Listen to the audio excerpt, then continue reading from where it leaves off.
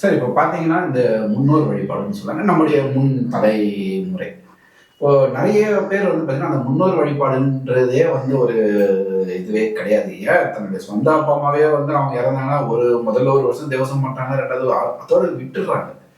அது பாட்டுக்கு அந்த விஷயம் பண்றது கிடையாது. இந்த மாதிரியான விஷயங்கள் வந்து இந்த மாரி ஏதாவது ஒரு பாதிப்பு வருமா? அந்த குடும்பங்களுக்கு அவங்களுடைய முன்னேற்றத்துக்கு தடையா இருக்குமா? அந்த மாதிரியான விஷயங்கள் எல்லாம். அந்த முன்னோர் வழிபாடு பண்ணாம, அவங்க பாட்டுக்கு தான் தோன்றித்தனமா அப்படியே போயிட்டு இருக்காங்கன்னா, அவங்களுக்கெல்லாம் எதனா ஒரு பாதிப்பு வருமா அதனால? நிச்சயமா உண்டு. ஏன்னா, இப்போ வந்து முன்னோர்கள் அப்படிங்கிறது வந்து அவங்க நம்முடைய வழிகாட்டிகள். நம்முடைய அப்பா, அம்மா இல்லாம நம்ம இன்னைக்கு இல்ல.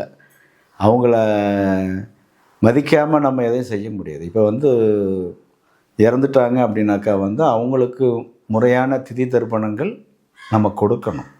இது வந்து நெறைய பேர் இதைய நீங்க சொன்ன மாரி அத ஃபாலோ பண்றதில்ல. பொதுவாகவே இது வந்து ஜோதிட ரீதியாகவே நம்ம வந்து அந்த முன்னோர்களுக்கு வந்து திதி தர்ப்பணம் குடுக்கல அப்படிங்கிறப்ப, அது வந்து அது பெரிய பாதிப்புகள குடுக்குறதுங்கிறது ஒரு விஷயம். பொதுவா நீங்க நெறைய காரிய தடைகள குடுக்கறது, தொழில் வெற்றி அடையாம போறது, பொருளாதார ரீதியா சிக்கல்கள குடுக்கறது எல்லாமே வந்து அடிப்படையில வந்து நம்முடைய முன்னோர்கள் என்று சொல்லக்கூடிய அப்பா, அம்மா, குரு நம்முடைய வாழ்க்கைக்கு ஒரு உறுதுணையா இருந்தக்கூடிய நபர்களை எல்லாமே நம்ம மதிக்காதது தான் ஒரு பெரிய காரணம் அதில் சொல்லலாம். இதை வந்து பொதுவாக வந்து இதுவரைக்கும் எப்படியோ அது 2வது விஷயம். இனிமேல் உங்களை பொறுத்த வரைக்கும் வாழ்க்கையில் ஒரு பொருளாதார ரீதியாகவும் நீங்கள் எந்த தொழில் செய்தாலும் சரி, எதுலேயும் ஒரு நல்ல ஒரு நிலைக்கு முன்னுக்கு வரணும் அப்படின்னு நீங்கள் நினச்சிங்க அப்படின்னாக்கா, பொதுவாகவே வந்து முன்னோர்களுடைய வழிபாடு ரொம்ப முக்கியம்.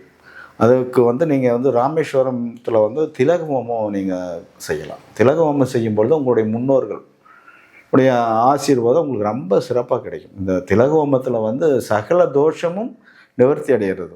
இப்போ உங்கள் ஜாதகத்தில் வந்து திருமணம் நடக்காமல் இருக்கும், தொழிலில் சில தடைகளை கொடுக்கும், பொருளாதார வளர்ச்சி இருக்காது, அப்புறம் துர்மரணங்களை கொடுக்கறது, இது எல்லாமே வந்து உங்களுடைய முன்னோர்களுடைய ஆசீர்வாதமும் இல்லாத ஒரு காரணம் தான். உங்களுக்கு ஒரு கெட்ட நேரமே வந்துட்டாலும் கூட பொதுவாக உங்களுடைய இப்போ முன்னோர்களுடைய ஆசீர்வாதம் இருந்துச்சு அப்படின்னாக்கா நிச்சயம் உங்களுக்கு ஒரு பாதிப்புகளை தாங்கக்கூடியதாகத்தான் இருக்கும். ஆனால் நீங்கள் அதற்கான முறையான வழிபாடுகள் செய்யாத பட்சத்தில் அது வந்து சில நேரங்களில் உங்களுக்கு பாதிப்புகள் கொடுக்கறதா தான் இருக்கும். பொதுவாக இந்த முன்னோர் வழிபாடு அப்படிங்கிறத விட அவங்களுக்கு வந்து வருடம் முடிந்த வரைக்கும் ராமேஸ்வரத்தில் நீங்கள் திதி தர்ப்பணம் பண்ணுறது ரொம்ப சிறப்பு. அதுலேயே வந்து பார்த்திங்கன்னா திலக ஹோமம்னு ஒன்று இருக்குது.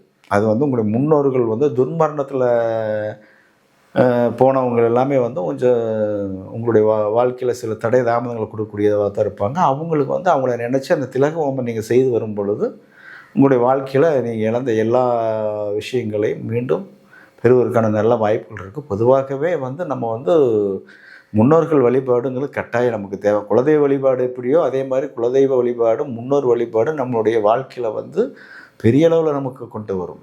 நீங்கள் என்னதான் இஷ்ட தெய்வ வழிபாடுகள் இருந்தாலும் கூட குலதெய்வமும் முன்னோர்கள் அதாவது அப்பா அம்மாவுடைய ஆசீர்வாதம் இல்லாமல் நமக்கு எதுவுமே சாதிக்க முடியாது, சித்தியாகாது. இந்த திலக வழிபாடுன்னு சொன்னீங்க. ஆமாம். அது என்ன பண்ணுறாங்க, எந்த எப்படி பண்ணணும், அதாவது வருஷத்துக்கு இந்த டேட்டில் தான் பண்ணணும் அப்படின்னு இல்லை போகும்போது அப்படி பண்ணிட்டு வரலாம்? அது எப்போ வேணாலும் நீங்கள் பண்ணிக்கலாம். அதாவது ராமேஸ்வரத்தை பொறுத்த வரைக்கும் நீங்கள் அந்த திலக ஹோமம் அப்படிங்கிறது வந்து உங்களுக்கு எப்போ வேணால் செய்யக்கூடிய ஒரு விஷயம் தான். அது ரொம்ப உங்கள் ஜாதகத்திலேயே என்ன குறைபாடு இருந்தாலும் சரி சகல தோஷங்களையும் நிவர்த்தி பண்ணக்கூடியது தான் அந்த திலக ஹோமம்ன்று சொல்கிறது. அதை வந்து நீங்கள் கட்டாயமாக செய்யும் பொழுது பெரிய அளவில் அதை செய்தாலும் ஒரு 48 நாள்லேயே உங்களுக்கு சில நிலைய பெரிய முன்னேற்றத்தை கொடுக்கும். ஆனால் அவ்வளோ சீக்கிரம் செய்ய முடியாது. அது ஒரு பெரிய விஷயம்.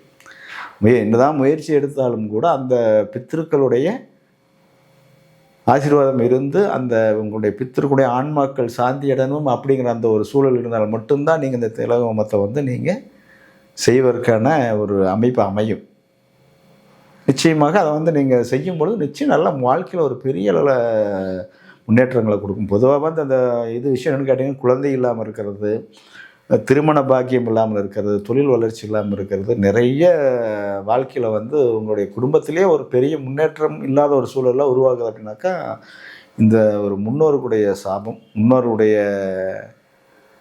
பித்திருக்களுடைய இதுன்னு கூட சொல்லலாம். ஸோ அதை நீங்கள் கரெக்டாக செய்துட்டு வந்தாலும் உங்களுடைய எல்லாமே சாதிக்கக்கூடிய ஒரு சூழல் தான். இப்போ நீங்கள் சொன்னீங்க இந்த திலக ஹோமம் பண்ணலாம், ராமேஸ்வரம் போயிட்டு வருஷம் பண்ணலாம். அங்கே போக முடியாதவர்கள் வீட்டுல இருந்து பண்ணலாமா, இல்ல இங்க இருக்கிற பக்கத்துல எங்கேயாவது அருகாமையில் எதனா பண்ணலாமா, இல்ல வீட்லயே பண்ணால் அதுக்குண்டான பலன் கிடைக்குமா? நிச்சயமா. அது வந்து உங்களுக்கு வந்து இது பொருளாதார ரீதியாக ரொம்ப அ நலிந்த இருக்கக்கூடியவங்களுக்கு இந்த இது என்னன்னு கேட்டீங்கன்னா, பொதுவாகவே சனிக்கிழமை நாள் தயிர் சாதம், வெள்ளை வஸ்திரம், உங்களால் முடிஞ்ச ஒரு காணிக்கை இதை வச்சு உடல் ரீதியாக பாதிப்புக்குண்டாக இருக்கக்கூடிய வயதான நபர்களுக்கு நீங்கள் இதை வந்து